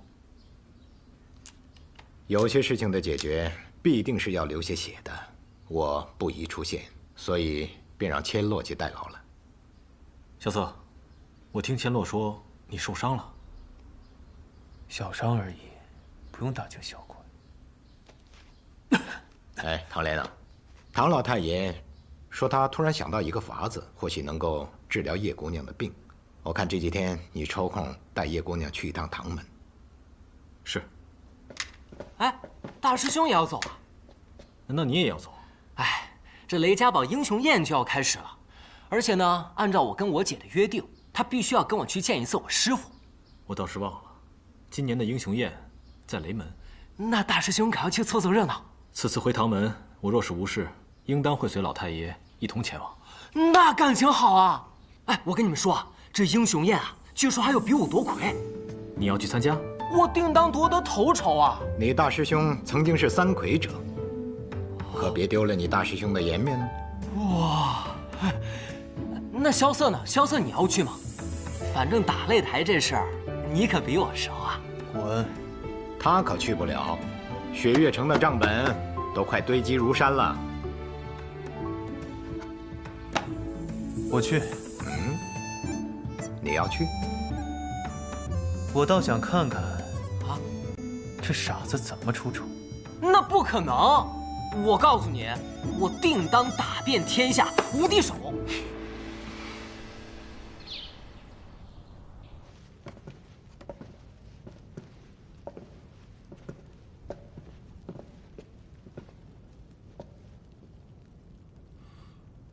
你们无双城待客的礼数呢？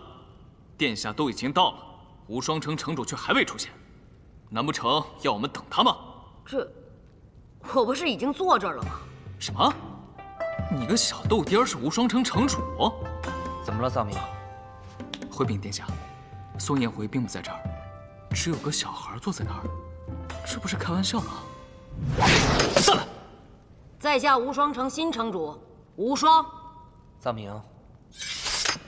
阁下便是林先生所说的萧公子。幸会，萧愁。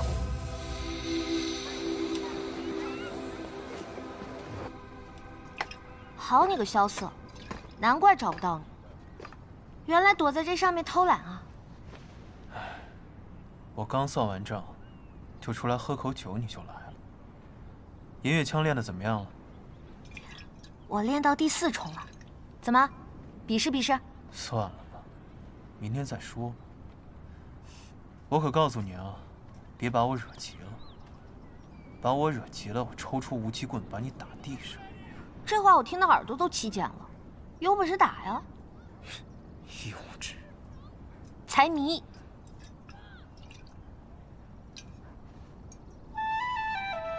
你去过天启吗？帝都天启？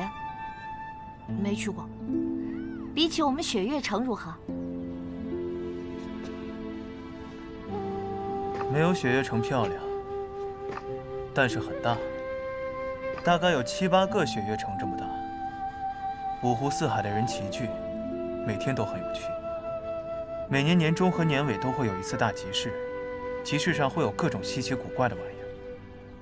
我曾经见过一块水晶，纯天然的，大概有一个酒缸这么大。还有一个地方叫做千金台，我曾经在那儿赢下过一座城池。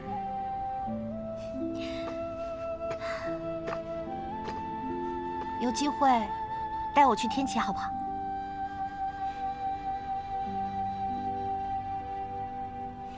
好。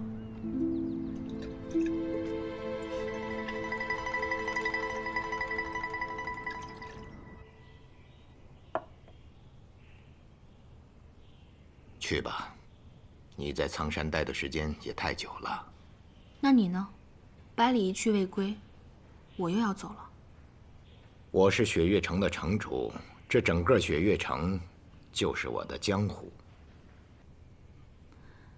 你那徒弟现在怎么样了？已经有了好转，但还是经不起半点折腾。他偏偏要跟你们一起去雷家堡。他去雷家堡做什么？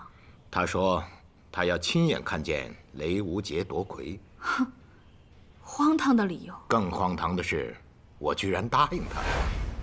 为什么会提出要去雷家堡呢？刚才我不方便说，但雪月城绝对是最适合你养伤的地方。你的行踪已经暴露，如果此时离开雪月城的话，一定会有很多人要追杀你。不是有雪月剑仙陪同吗？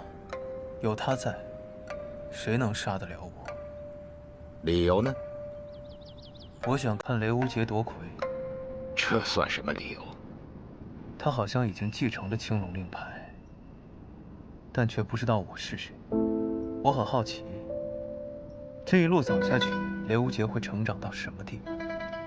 只是如此。况且那傻小子要闯荡江湖，没有我的话，万一半路死了呢？我还是放心不下。可我也知道我是劝不住你的。其实那天你劝我回天启，可事后一想，却发现这并不是你会说的话。那天我说的那句话，是故意想试探你。谢轩说，有些人是永远都不会改变的，于是我便跟他打了一个赌。结果如何？我输了，不过我输得很高兴。那就好。罢了。谢轩此行也会去雷家堡，俺们还可以再见上一面，顺便聊一聊流转之术的奥秘。这可能勉强算是我同意他去的一个原因吧。有我同行，放心。韩一，你很久没有出雪月城了，你就不想去一些自己想去的地方？不去。哎，别回答的那么决绝啊！你要是同意的话，我就把百里大师兄给请回来，我们替你做主，就上那望城山。不必了，我自己的事情，自己心里有数。你看你，哎，罢了罢了。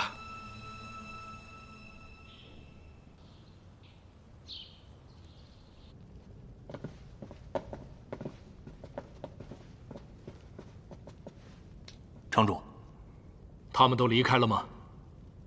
是的。这个皇子不简单啊。可这历朝历代，有过目盲的皇帝吗？无双城不是也没有过记性这么差的城主吗？总有第一次嘛。你已经把他记住了吗？白王萧崇，怀虚术德传自掌侧剑锦玉，外表平和；剑术德传自怒剑蝎严震天，内敛杀气。我记性不好，只是因为我只记得值得我记住的人。不过以后你可要小心了。他对你有什么安排没有？说是静候时机，等待入天启，在此之前不要参与任何势力之间的争斗。如果把天下比作棋盘，我们无双城比作棋子的话，还未到落子之时。我可不想成为任何人的棋子，我想成为下棋的人。哎，在这雪月城，一住就是3个月。今日一别，不知何时才能相见了。诸位，青山不改，绿水长流，我们江湖再见。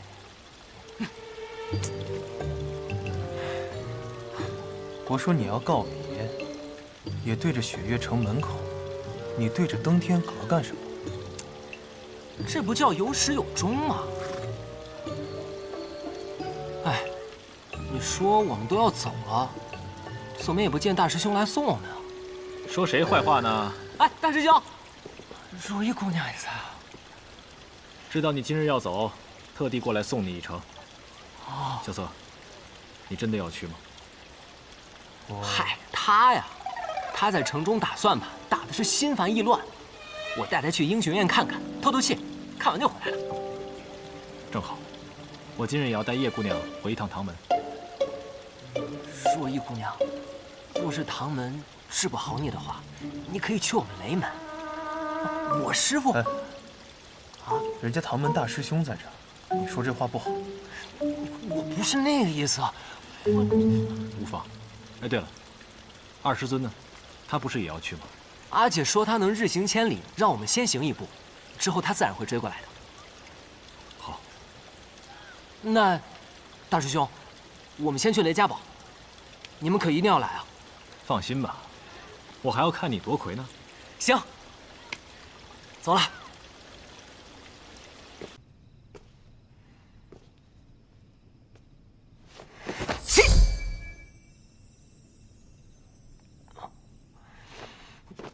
再见。哎，小子，你不要总想着如何控制这把剑，你啊要用心的与他交流，他才会回应你的。再试试。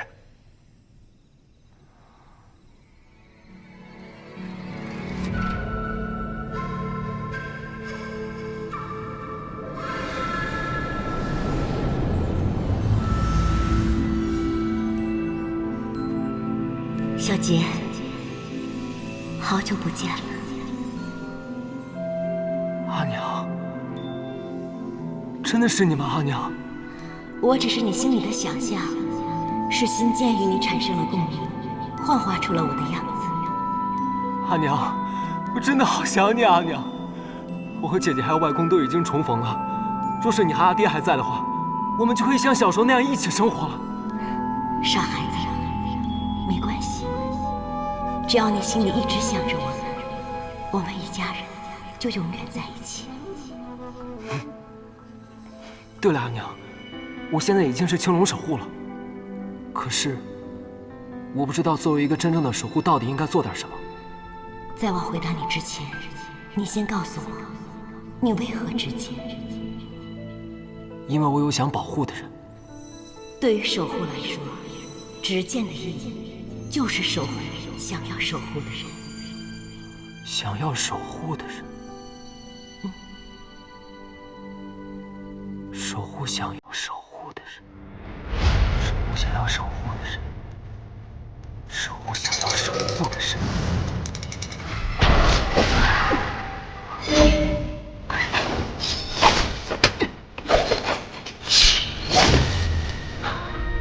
好，时隔10年，这把仙剑终于有了自己真正的主人了。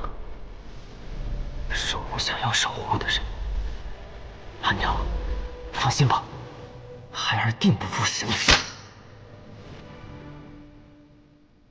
小子，听说你躲了一夜的追杀，赶紧回去休息吧。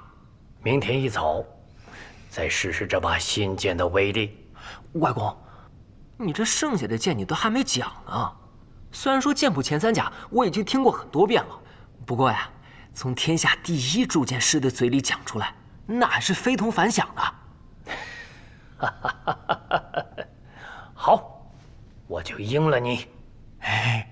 来，这剑谱第3，铁马冰河，其剑乃是世间极寒之剑，原封在昆仑之巅，曾为绝世昆仑剑仙所有，现为雪月剑仙李寒一所配。阿姐可真是厉害，不继承新剑，去继承那把更厉害的。哎，我说你这个臭小子啊！既然有了新剑，就应该说新剑是最厉害的。咱们能输给阿姐不丢人。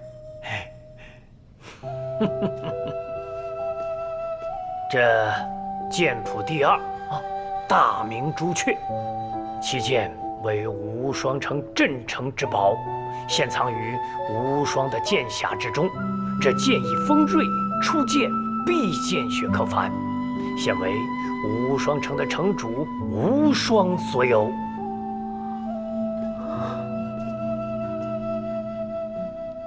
也不知道无双什么时候才能拔出这把剑。哎，能拔出大明朱雀的，就证明他已经是剑仙了。那就只剩下最后这一。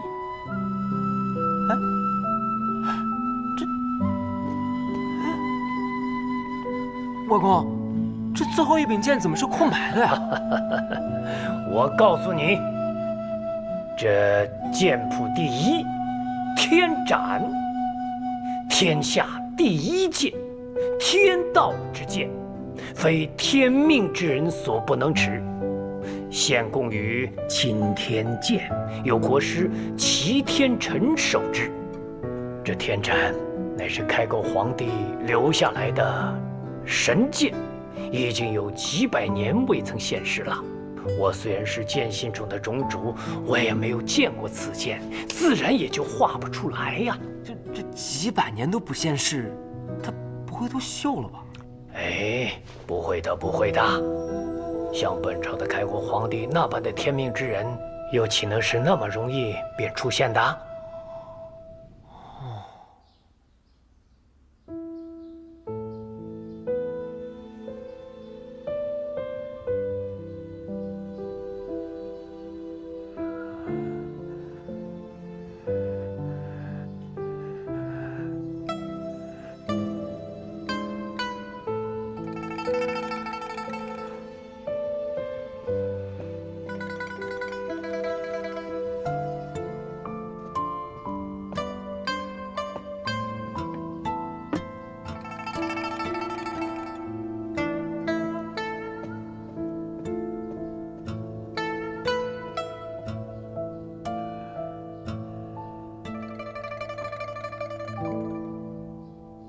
丫头啊，这个年轻人的伤怎么样了？他的问题啊可就大了，他的隐脉受了重伤。世人皆知显脉乃是指奇经八脉和12经长脉，还有15络脉。但其实人亦有隐脉，因为人的内力便是藏于这隐脉之中。此人隐脉受损，不能用武，但是我能感觉到他的隐脉中有股可怕的力量。如果这股力量反噬，那么他就会陷入很危险的境地中。他之前应该遭遇过了一次反噬，只不过这次反噬并不严重，所以只是有些气虚，补一补就好了。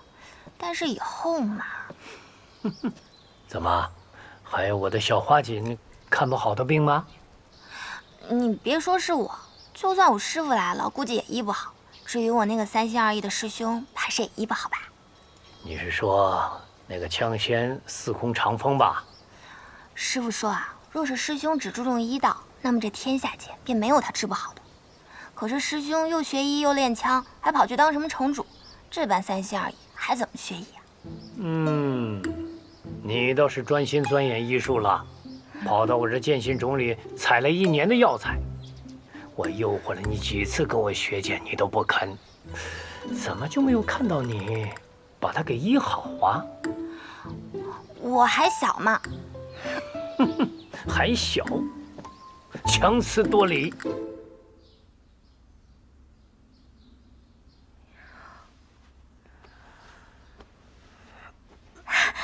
你醒了，好点了吗？好多了。你放心，以后我一定不会再让你受到伤害了。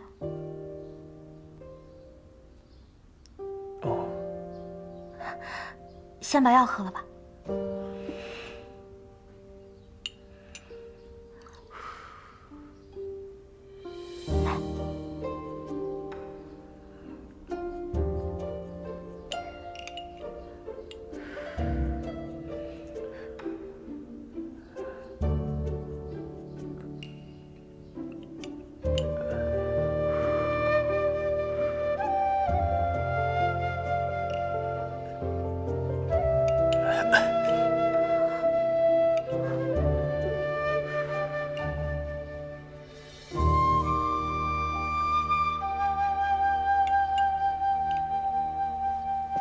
3日过去了，你终于能下床了。多谢神医。不用谢我，我只能帮你小忙。你隐脉的大伤，我治不了。这话我已经习惯别人说了。我之前在药王谷里看到过一本古书，上面记载了一种医术，叫补魂之术，能令枯木逢春，结泉涌水，逝去的花草能够重生，断去的魂脉也能够重连。只是书上并没有记载补魂之术的正确用法。可能早就失传了吧，毕竟师傅号称医术天下第一，也并不会这补魂之术。这么说，你是新百草的弟子？是啊。这几天啊，千落师侄已经和我说了，你是长风师兄的弟子，所以你也应该叫我一声小师叔。你今年多大？你别看我小，我可是有大志向的。什么大志向？比如治好你的伤。我是认真的。我信。对了，他们说你那天通过什么流转之阵将内力借给了他们，是一本什么书啊？能给我看看吗？可以。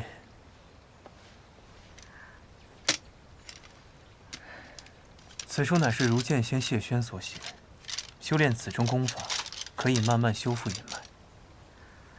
真是本奇书。你若是想，就请你多看几日。不用了，我已经都记住了。想不到小神医竟还是过目不忘的天才。但是你那个姓雷的小兄弟可不能再等了，他每天着急想要出种去那雷家堡，还说如果去晚了就要被姐姐一剑给杀了。什么姐姐啊，这么凶？天下前5的剑仙，你说凶不凶？不过他既然这么着急，那我得去拜访一下李种种。萧瑟见过李种种。你的身体好些了吗？好多了，多谢种种相助。哎，这都是华锦的功劳，老朽也没做什么，只是没有想到我能够在此与你相见呐。对了，你对暗河的追杀有什么想法吗？暗河向来是不死不休，如果是专程为了杀我们，那应该派出更强力的杀手才对。怎么，苏昌黎还不够强吗？我们之中最有可能是目标的人就是我。若是请东暗河为求稳妥，应该请出纸伞鬼苏沐雨这样的高手。所以我估计，这里面应该是另有阴谋，或许跟我们此行的目的地有关。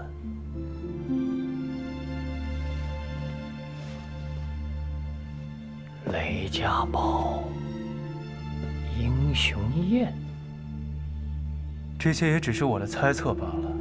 当务之急，是我们要快点赶往雷家堡，在敌人的阴谋发动之前，就还有回旋的余地。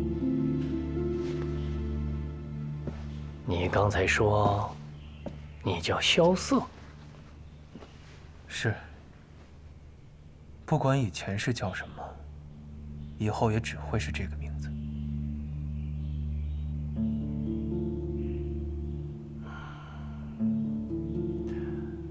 暗河的那些人惧怕我剑心虫不敢硬闯，但也未必会离开呀。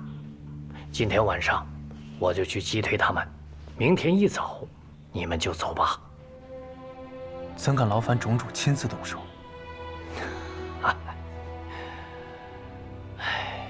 我外孙为你，我为我的外孙。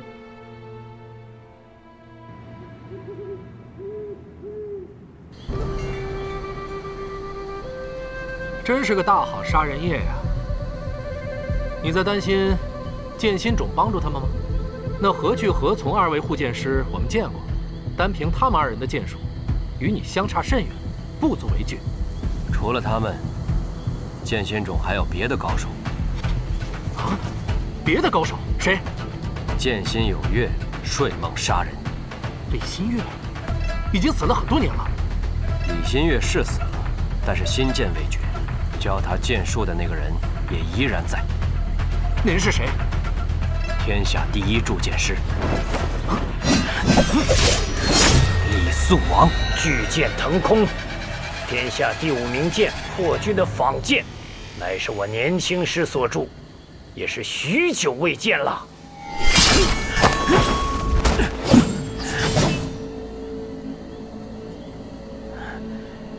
是柄好剑，只可惜被握在正确人的手中，杀气太重，毁了一把好剑。剑本来就是凶器，在我面前论剑。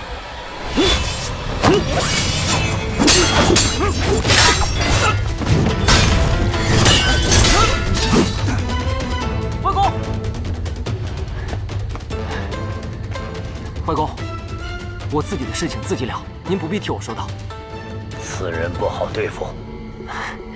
我遇到不好对付的人多了，你看我不活得好好的吗？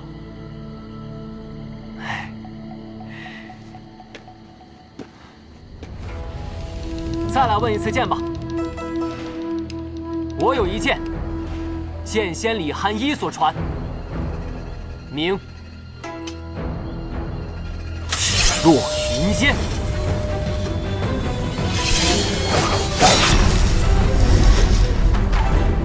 新剑。